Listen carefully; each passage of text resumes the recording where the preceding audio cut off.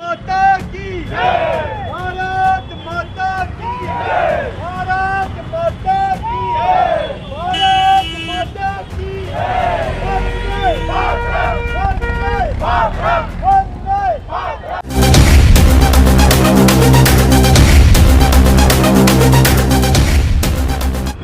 नमस्कार दोस्तों, मैं मुनीश। आज हम आपको लेके आए हैं देश की राजधानी दिल्ली के मंगोलपुरी क्षेत्र में, जहां पर आज से 75 वर्ष पहले जो देश के अंदर बंटवारा हुआ था, उसका दर्द जो है लोगों के दिल में आज भी है। उसी को लेकर भारतीय जनता पार्टी के कुछ कार्यकर्ता सम्मिलित हैं, यहाँ पर जुड़े हुए हैं, जिन्होंने मंगोलपुरी ए ब्लॉक से लेकर मंगोलपुरी थाने के पास मौन यात्रा निकाली है। उस मौन यात्रा के पश्चात जो है यहाँ पर बीजेपी के कार्यकर्ता एकत्रित हैं। तो आइए उनसे जानते हैं कि क्या कारण रहा कि देश की आज़ादी के 75 वर्ष बाद भी बंटवारे का दर्द है जो इनके सीने से नहीं निकला है, और उस बंटवारे के दर्द को ही आज ये साझा कर रहे हैं दिल्ली की सड़कों पर। नमस्कार सर। सर्वप्रथम तो चैनल के दर्शकों को अपना नाम और परिचय बताएं। मैं आपके चैनल के माध्यम से आपका धन्यवाद देना चाहता हूं, जो कि आप हमारे बीच में आए। हमारी जो सन 1947 में भारत का विभाजन हुआ पाकिस्तान के द्वारा, आज उसका दर्द हम अपने दिलों में लेके मौन यात्रा हमने भारतीय जनता पार्टी के द्वारा निकाली गई है। और हमने ए ब्लॉक से शुरू करके अपने थाने पे शुरू की है। हमने जिला अध्यक्ष बजरंग शुक्ला जी के नेतृत्व में, हमारे कार्तिक जी हैं मंडल अध्यक्ष, उनके निर्देशानुसार हमने यात्रा को संपन्न किया है थाने में। जी सर, देश की आज़ादी को 75 वर्ष हो गए हैं, जहां पूरा देश जश्न में डूबा हुआ है, वहां आज अब बंटवारे के दर्द को याद कर रहे हैं। आखिर क्यों?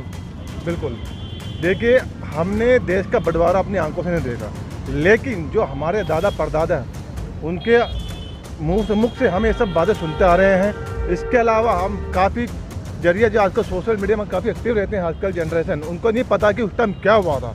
तो इस विषय को लेके हम ये सिर्फ मंगोलपुरी वार्ड 54 की बात नहीं कर रहा, 272 वार्ड दिल्ली में, तो 272 वार्डों में ये कार्यक्रम हो रहा है। जो 14 अगस्त को 1947 जहाँ पे 2 लाख हिंदुओं का नरसंहार हुआ पाकिस्तान में, इसके अलावा 2 करोड़ हिंदुओं ने पलायन किया पाकिस्तान छोड़ के हिंदुस्तान में, और तकरीबन 15-20 साल तक वो दर के बढ़ के खाते रहे। अब जाके हिंदू जो पाकिस्तान से लौटे हैं, अब जाके इनको सेटलमेंट हुआ है यहाँ पे, और आज भी हिंदू जो पाकिस्तान में हैं वो आज भी काफ़ी दर्द से वो जी रहा है। और इस विषय में जो अगर देखा जाए, बोलने पर आए तो बहुत कुछ बोल सकते, लेकिन एक भाषा की मर्यादा है, हम इससे ज़्यादा नहीं लांग सकते। लेकिन आज भी दर्द जो हमारे दिल में है, शायद अगले 100 साल तक ये नहीं मिट सकता। और काफ़ी रोष है ये जो हमने पद यात्रा निकाली है, इसके हमें काफ़ी यहाँ की मंगोलपुरी की जनता है उनसे काफ़ी सहयोग मिला है। बहुत बहुत धन्यवाद जी। तो आपको क्या लगता है कि आज जो 75 वर्ष देश की आज़ादी को हो गए हैं, 14 अगस्त 1947 को जो पाकिस्तान का निर्माण हुआ था, वो कितना उचित था और कितना अनुचित था? देखो, मैं तो इसमें बिल्कुल उचित नहीं बोलूँगा।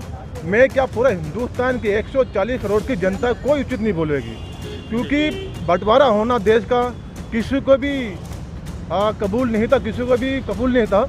और जनता समझ चुकी है कि जो 1947 पे जो लाशों पे जो देश की आज़ादी मिली है, बहुत खुशी की बात है। 15 अगस्त 1947 को देश को आज़ादी मिली है, हम इसको कल जश्न मनाएंगे। लेकिन 14 अगस्त 1947 को हम कभी नहीं भूल सकते, और ना ही देश की जनता को भारतीय जनता पार्टी भूलने देगी। जी, हमारे यहाँ पर जो है, हमारे साथ जो हैं कुछ महिला शक्ति भी जुड़ी, उनसे भी बात करेंगे। जी नमस्कार बहन जी। सर्वप्रथम तो चैनल के दर्शकों को अपना नाम और परिचय बताएं। मेरा नाम नीतू शर्मा है, वार्ड 54 से मैं हूँ, उपाध्यक्ष की पोस्ट पे हूँ।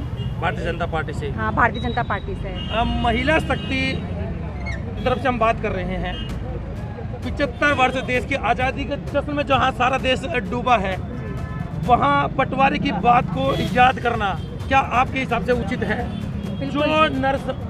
जो नरसंहार हुआ वो पाकिस्तान ने भी झेला, हमारे देश ने भी झेला। हाँ। लेकिन आज खुशी के मौके पर, इस खुशी के पल पर, क्या उस पल को याद करना आपके हिसाब से है उचित है? बिल्कुल याद करना पड़ेगा, क्योंकि वो जो है हमारा इतिहास कोई भूला नहीं है, और हम भूलने भी नहीं देंगे।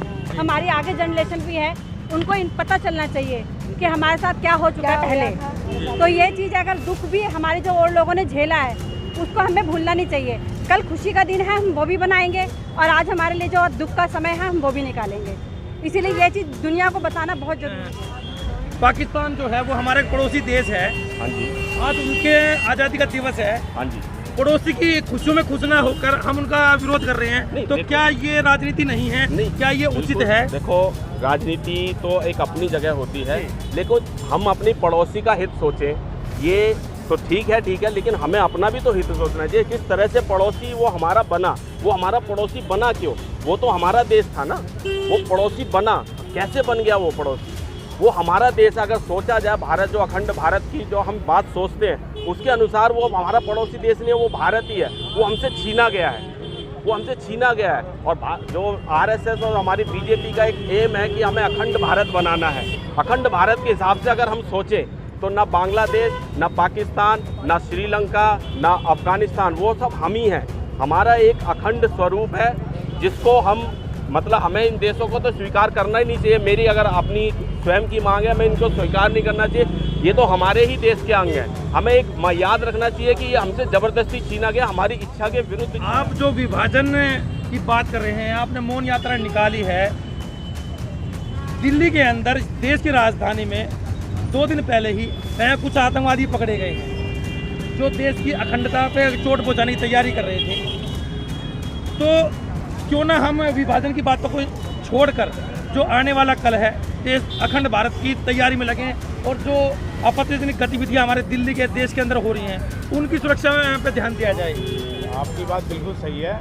केंद्र सरकार हमारे जो देश का पहले स्वरूप था अखंड भारत, उसके ऊपर प्रॉपर तरीके से काम कर रही है। दूसरी बात, सुरक्षा एजेंसियां इतनी एक्टिव हैं जिसकी वजह से ये 2 आतंकवादी पकड़े गए। 6 आतंकवादी पकड़े गए, सॉरी। तो मैं आपसे ये कहना चाहूँगा, पड़ोसी की आपने बात करी थी भाई साहब से, तो देखो, अगर हमारा पड़ोसी हमारे सुख में शामिल होगा, हमारी खुशियों में शामिल होगा, तो हम भी उसके साथ देंगे, उसकी खुशियों में शामिल होंगे। लेकिन अगर वो हमें आंखें दिखाएगा, हमें डराने की और धमकाने की कोशिश करेगा, तो ये सरकार डरने वाली और दबने वाली बिल्कुल नहीं है। वो आँख में आँख डाल के बात करना जानती है। जय श्री राम। माता की जय, भारत माता की जय, भारत माता